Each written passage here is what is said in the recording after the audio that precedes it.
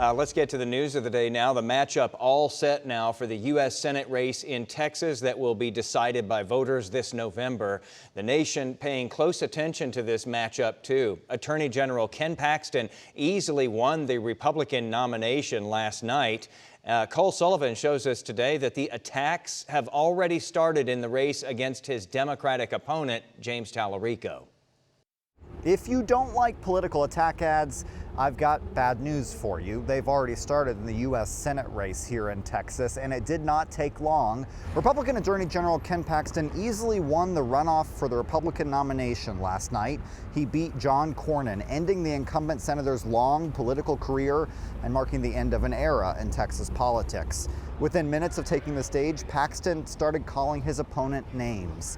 Not to be outdone, Democrat State Rep James Tallarico released his own attack ad hours later. The battle here is over moderate voters who are more likely to show up in November than during the primary cycle, says SMU political science professor Cal Jenkins. The question is, can Tallarico, as the Democrat who starts from behind, win a majority, 60% or so of that available vote in the middle, which is not that large, in order to narrowly prevail?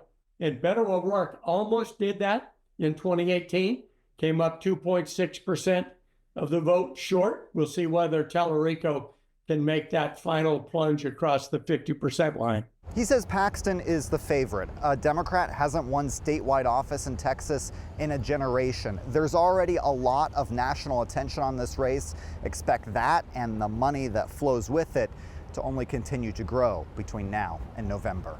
Back to you.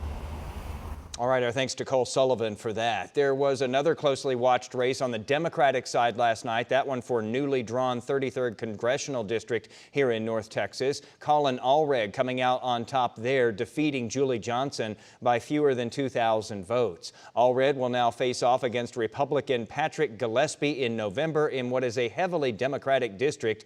Gillespie won his runoff against John Sims last night, taking 57% of the Republican runoff vote. In the race to replace Ken Paxton as Attorney General, State Senator Mays Middleton won the GOP nomination last night, defeating Congressman Chip Roy.